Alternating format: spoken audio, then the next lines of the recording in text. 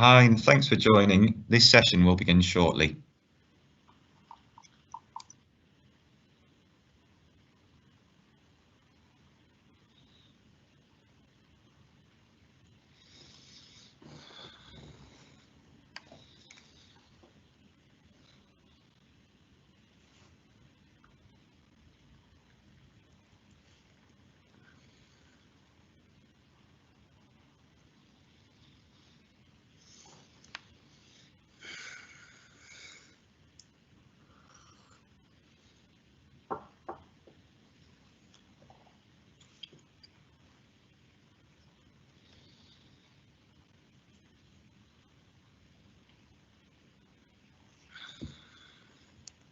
Hi, and thanks for joining our online open event for sport and exercise science.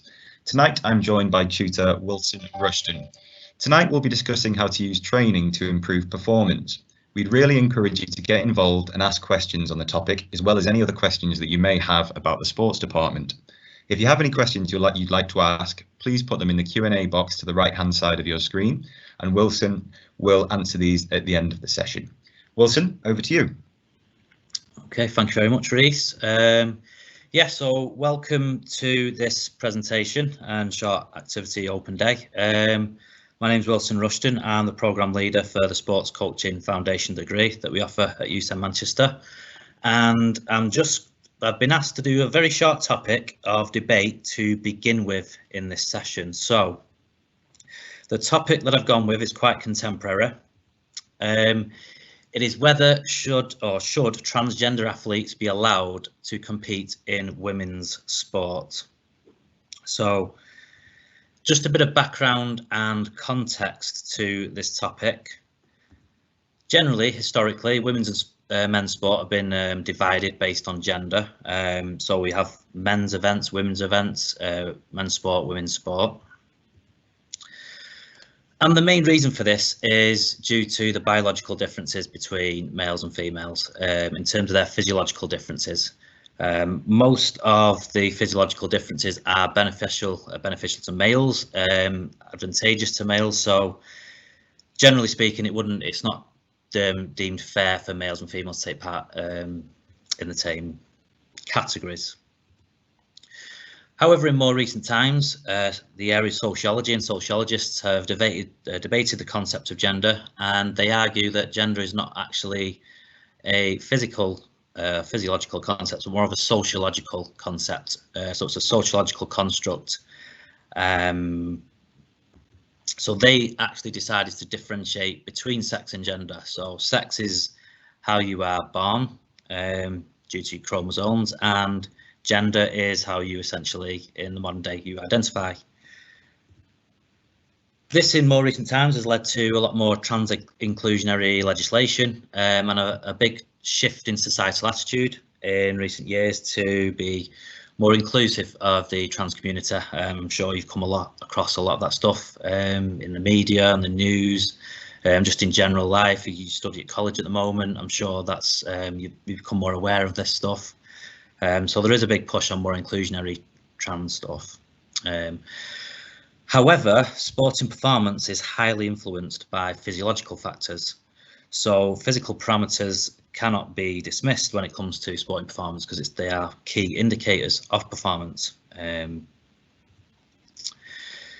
This has sort of led to a highly contemporary and contentious question in modern sport, which is, should trans athletes be able to compete against females in sport? There's arguments for this, there's arguments against this, and what I've got is a short sort of 5-minute video to show you, just to give you a little bit of background. Now, it's very difficult to find a video online on YouTube that is equal in terms of this debate. Each one of the videos either leans one way or it leans to the other way with the argument. So this video, I picked it because it provides a bit of background, does provide some information on both sides of the argument. However, you'll probably notice it does lean probably a little bit more to one side of the argument than the other. Okay, so I'm just going to click that and play that now.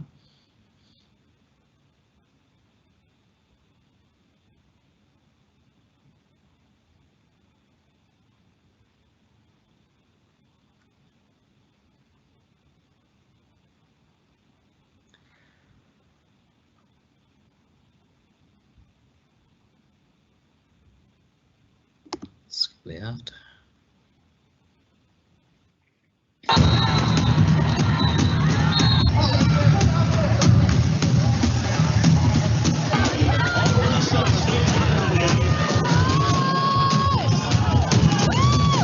Transgender MMA fighter has said she wants a license to fight in California. A biological male has just become the first transgender person to win a world title in cycling. First transgender weightlifter winning her maiden international event as a woman. A biological male winning a gold medal in a women's event now seems a matter of when, not if. Since sports events began, men and women have been segregated by gender to make the competitive events fairer due to differences in muscle mass, innate strength, or testosterone levels.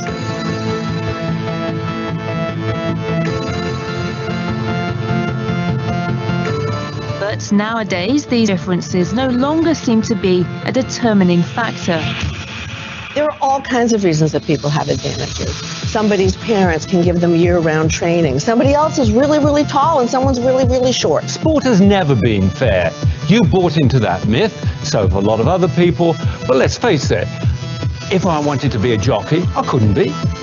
Nature endows her gifts unevenly in society. It's true that some physical characteristics give athletes an unusual advantage in sports, like Michael Phelps' long arms or Usain Bolt's height. But the genetic difference of being born as a male or female and competing with the opposite gender proved to be more of a determining factor than any bodily developments in sports. If you go through puberty, you have all the benefits of having a male body. And even if you transition and reduce your testosterone, you're still going to have those benefits. You're going to have the bone structure, the slightly bigger heart, more red blood cells. So therefore, a female athlete competing against a transgender female is always going to be at a disadvantage. Testosterone levels are important because the amount of the hormone defines the eligibility of athletes to compete whenever sporting events are limited to a single sex, following IAAF rulings.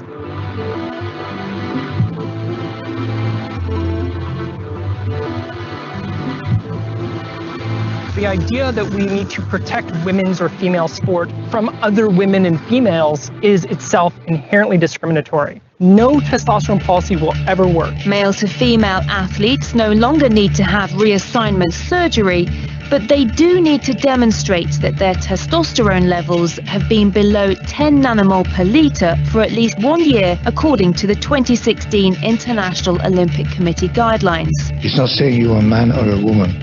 It's saying you can compete. It's a matter of eligibility to participate in certain competitions.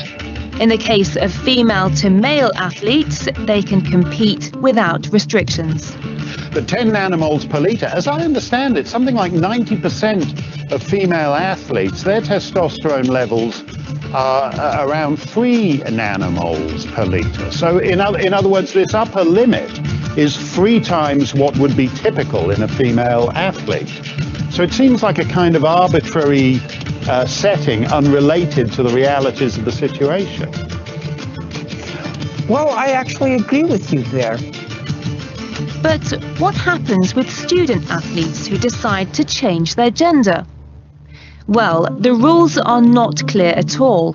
Most countries don't have clear regulations, and the biggest student sports organization in the US, the NCAA, does not require gender confirmation or a legal recognition of a player's transition sex in order for transgender players to participate on a team that matches their identity, at least 1 year of hormone treatment prior to competing on a female team.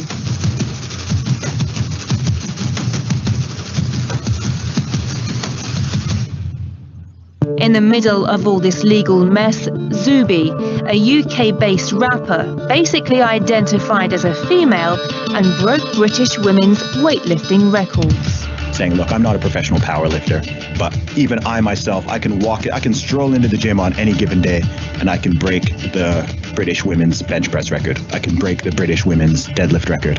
When I'm on form, I could potentially break the British female squat record. And I don't even compete. So if you're a woman and you're a natural woman and you don't take any extra hormones or male hormones, you're not taking steroids or any sort of performance enhancing drugs, you're doing your very best to compete and you're at the top of the heap. But then someone comes along that was a man for 30 years and decides that they're going to be a woman, and this has happened, and literally transitioned a few months ago and competes as a woman and destroys records and dominates you in that sport. Okay.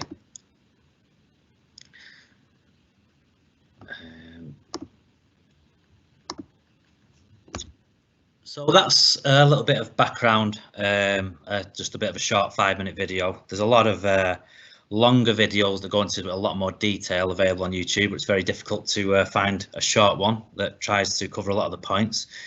So what I just sort of would like to ask really is, what are your thoughts? Do you believe that transgender athletes should be allowed to compete against women in sports? And if so, or if not, or is there any other ideas in terms of how you might suggest you could solve this complex issue? Is there kind of a happy medium or some kind of way that the two sides could come together of the argument?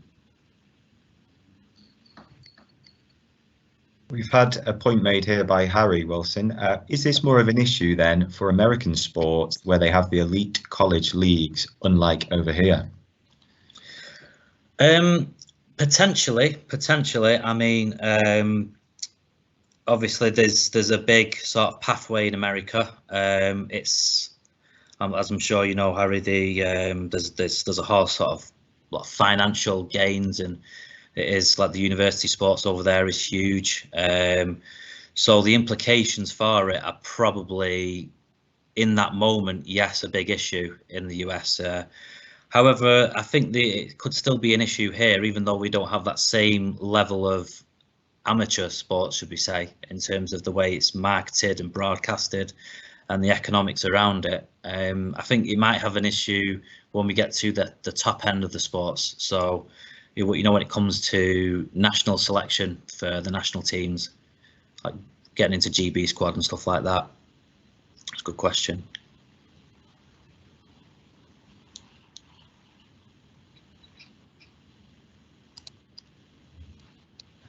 That's if you'd like to continue, Wilson. We'll just wait and see. No more thoughts shared yet. Okay. So what I have done here is I've made a sort of a list of summary of points that support the argument of inclusion. Like I said, there's two cases to this argument. Both make strong cases. It's difficult to say who's right and who's wrong because both sides make very valid points. The first point that we've got is one that was mentioned in that video: inclusion and discrimination. If a person is a woman in their mind, they should be able to compete as a woman. So the contemporary approach to gender is it's based on how you identify. So if you are not allowing someone to compete in sport based on their physiological markers, but how they identify, it can be in the modern day be regarded as discriminatory and not inclusive. Males who have transitioned, they must take hormone suppressants if they are going to compete.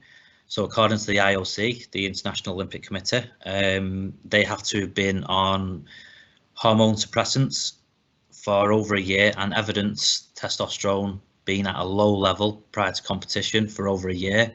So they have to have had a prolonged period of time where they are demonstrating a low level of hormones, or should I say the beneficial hormones.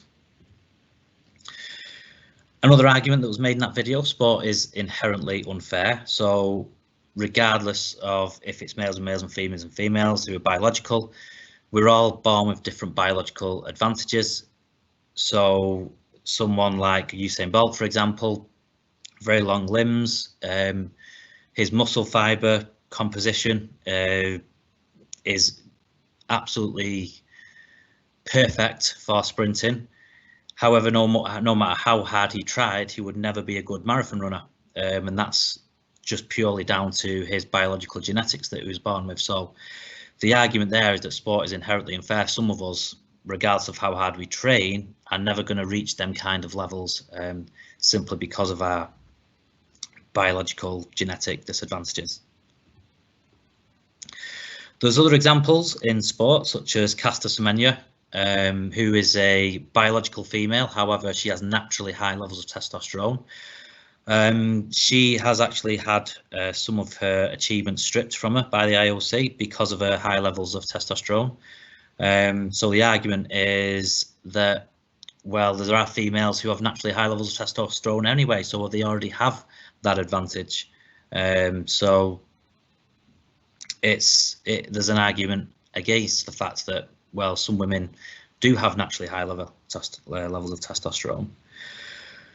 Another argument is that it may push female records higher to closely equal the male records, and the implications of that is we may see higher performance levels. It may push up the competitiveness of female sport, which may generate more interest, and then inherently, as a knock-on effect from that, increase the economic activity within women's sport. At the minute, male sports does, generally speaking, across most sports, have a higher economic activity, and that's usually down to just purely the amount of people that watch.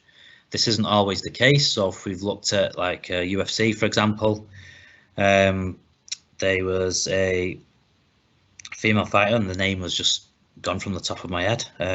Can't remember her name for some. Just forgotten her name for a moment, but she was highly successful, and she was the highest paid athlete in UFC and in MMA. But she had a couple of losses, and she become less highly paid. And now I think that mantle's been taken by Conor McGregor. So economic activity directly relates to marketability. And if there's high performances, more interest, that will have a higher economic activity, which means the athletes, women, will get paid higher. And the other argument is that transition males can also compete against males with no issue. So people who have started as women and made the change to becoming a man, there's no barriers for them to compete against other males. So if it can work one way, why isn't it allowed to work the other way? So there's some of the major arguments made in support of inclusion. The arguments against the inclusion of trans athletes within sport, women's sport, is, first up, some feminists, some feminist groups argue that it's actually discriminatory against biological women. So it's not fair on women who are born biologically as women to be competing against people who are born as males. Reasons for that is, even if you've transitioned from male to female, you still have had the benefits of male puberty in regards to physiological development. So if you've had the testosterone, it's like taking a performance enhancing drug for a number of years, like a steroid. Testosterone is one of it's arguably the largest growth hormone and muscle mass grower in humans that's available. So testosterone is really important. If you've been through puberty, then you've had high levels of testosterone. You've had the benefits of that just by stopping taking testosterone. You may have some regression, however, you're not going to be to the levels, you're just not going to regress to the levels that if you had never taken or never had the benefits of testosterone. So even once you stop taking it, you still have the benefits of taking it. Menstrual cycles have an impact on training ability. Women who are born biologically as women have menstrual cycles, whereas those who transition into females don't have menstrual cycles. And depending on what phase of the menstrual cycle you are at, it can have a direct impact on your ability to train and your performance in training and performance in sports. So again, that's another term, another inequality. Another sort of knock-on effect from it long term is that it may actually reduce female participation in sport. Now, over the sort of past 20-30 years, there's been a big push to increase women's activity, sort of participation in sport, to change the image around sport. for women and doing physical activity, making it actually more socially acceptable for women to go to the gym and sort of really pushing that message. However, by doing this may actually regress and reverse female participation in sport, as a knock-on effect of the less likelihood of being successful, as well as a number of biological women feeling as though it's unfair. Worries that some males may simply identify as females to win medals. There was an example there of one man who'd done that, I believe, to just prove a point. There's a worry that you may find some males who will identify as females just to win and win medals. There's plenty of athletes out there that do cheat because they do have that win at all cost mentality. There's enough credence there to suggest that some males may actually potentially do that. There's worries in some sports as well, such as combat sports, that body composition can be dangerous. So males, biological males, again, if you've gone through that puberty, you have higher bone density comparatively to females who haven't gone through that puberty. Therefore, they're more likely to cause injuries, bone on bone. Being punched, for example, in the face, you're more likely to get hurt if you've got lower bone density, more likely to break your hands. Concussion, potentially even death. So there's a potential for more danger as well. So that's kind of some of the positives and negatives. Reese, is there any sort of points or questions there at all? Hi, Wilson. Yeah, we've had Harry come back in and ask, is there a case for having a similar approach based on size, like lightweight to heavyweight boxing? Yeah, I think that's a great point. I don't know if you followed much of the sort of rugby training methods or the way they sort of try to reinvent age brackets within rugby in like New Zealand, where they've decided to sort of come away from age categories and they've gone more with a weight-based approach of categorizing. So players will play with people the similar size as opposed to people in the same age, because the chronological age is okay. One person might be 15, one person might be 13, but the person who's 13 might have developed quicker than the person who's 15, who might have developed slower. So people develop at different rates and hit puberty at different rates. So I suppose there's that could definitely potential one idea that could be used. Yeah. Brilliant. Thanks for that, Wilson. We've got a few questions coming actually. So first one here, what are the most effective exercises to improve performance generally? If we was to pick certain exercises, the squat and the deadlift for strength are two really important exercises. For power, Olympic lifting, if you've ever done Olympic or come across the snatch and the clean and jerk movement, is sort of viewed as the top of the top triangle of power development exercises. So strength, squat, it's a full body compound movement. Deadlift, full body compound movement, has great transferability to a lot of sports and injury prevention. And the Olympic lifts are an even more athletic movement, which has an even higher transferability into sport. In more recent times, there has been a big push by strength conditioning coaches to really integrate Olympic lifting within sports in different areas. The difficulty is that it's a very difficult skill to learn, so it takes time to learn. It requires a lot of mobility. So it requires having time with someone to work on that, as well as having a competent coach as well to teach you how to do Olympic lifting, because it is a very advanced movement. You know, trying to throw 60 kilos above your head in one movement isn't something that a beginner might do. So yeah, I think for strength and power, they're the two most important ones. For conditioning,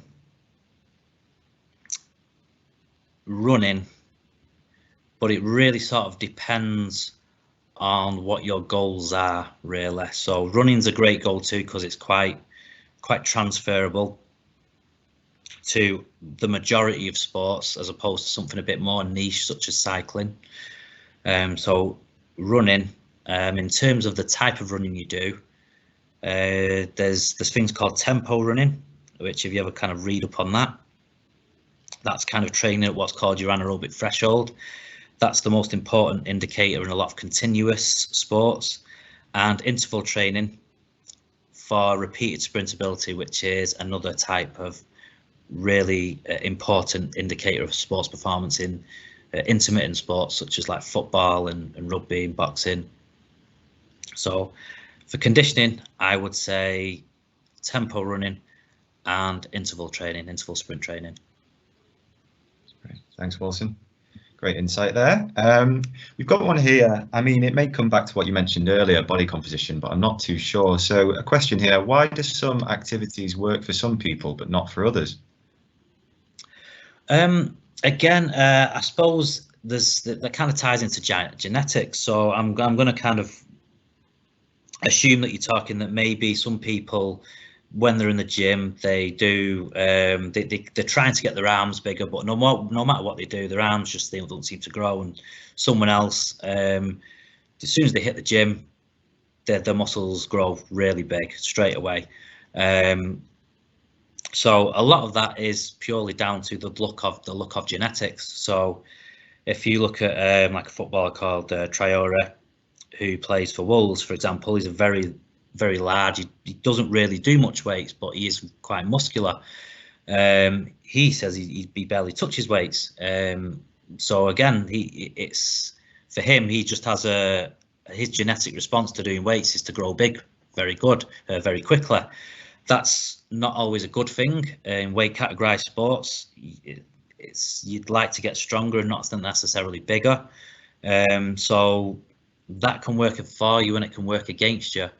Again, with genetics, if we look at there's a very specific tribe in Kenya where the vast majority of world record sort of holders of the marathon and the fastest marathon runners in the world come from, and it's from a very specific tribe, and that's to do with the genetics that have located around that tribe, and the way where they are built. So they do training methods, their responses to that would be quicker than the average person aerobically, because their genetic predisposition is to improve with that. But if you got them trying to do strength work, you'd find that their strength would improve very slowly, and that's because of their muscle fiber types. So their muscle fiber types would be very much type 1, very slow twitch, very good for endurance, but not many type 2 type muscle fibers, which is very much based on strength and power. So they'd find them muscle fibers difficult to build. Excellent. Thanks, Wilson. We've got a few more here actually. So let's see. So we've got one here. How would you tailor exercises to improve performance by age group or ability? There is a more contemporary approach to training with kids, and it's kind of the model that's adopted by the UK SCA, the UK Strength and Conditioning Association.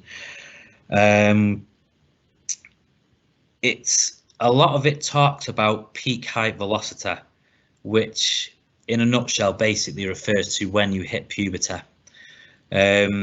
So as you're kind of at a younger age, the difference is, if you're 6, 7, 8 year olds, there isn't really any biological differences between males and females, or girls and boys are pretty much the same.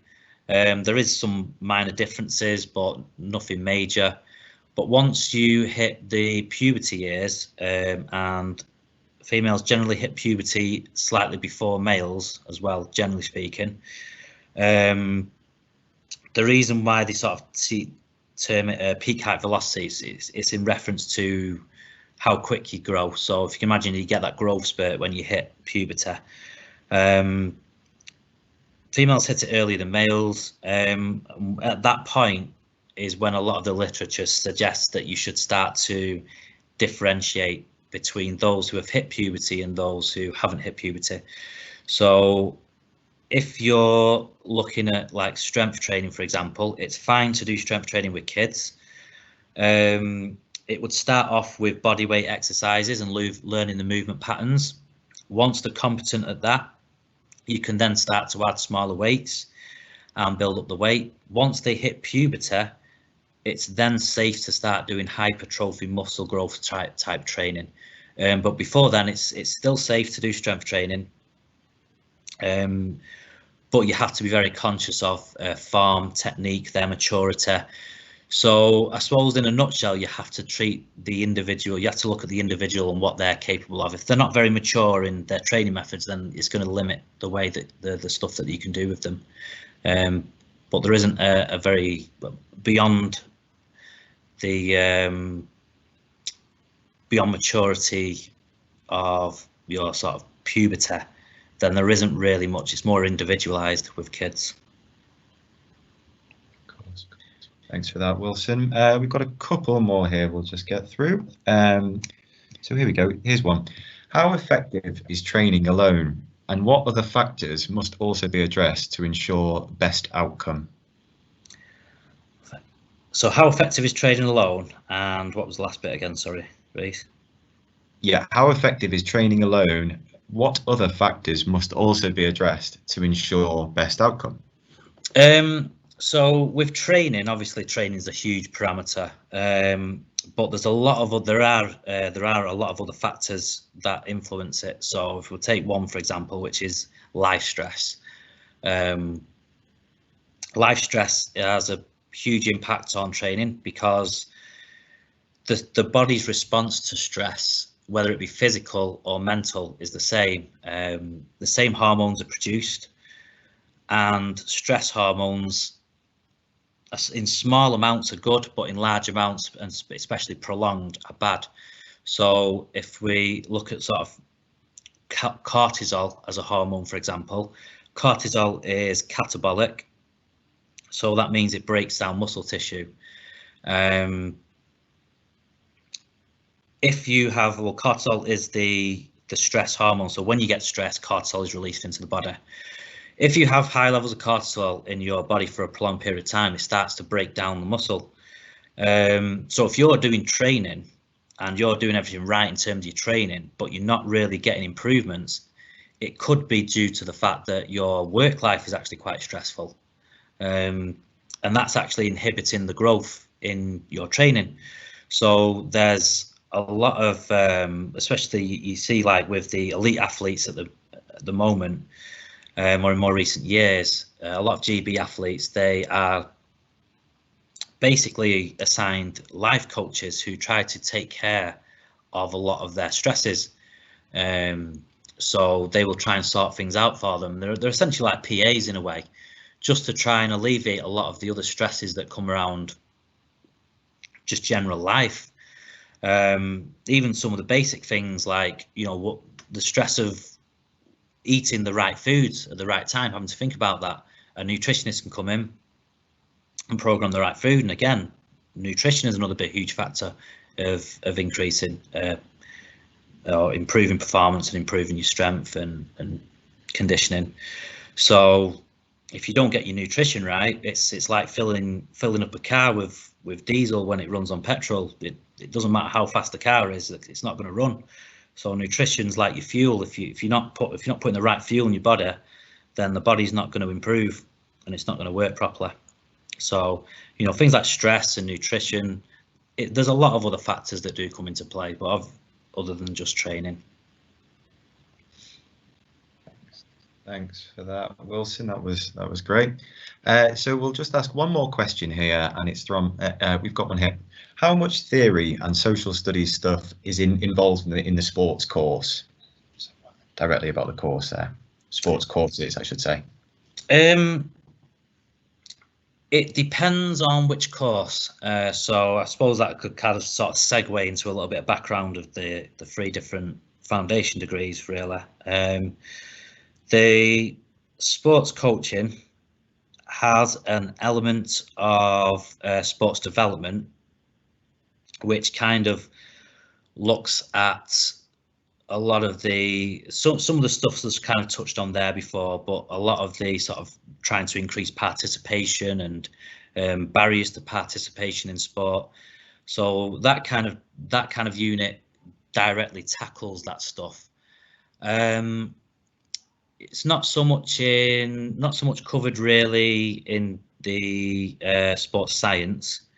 However, it might be touched on a little bit on the exercise health and fitness foundation degree.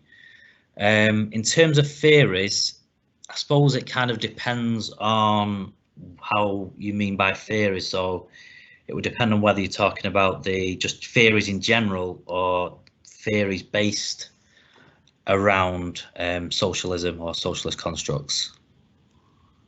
If it's socialist constructs, then there isn't too much.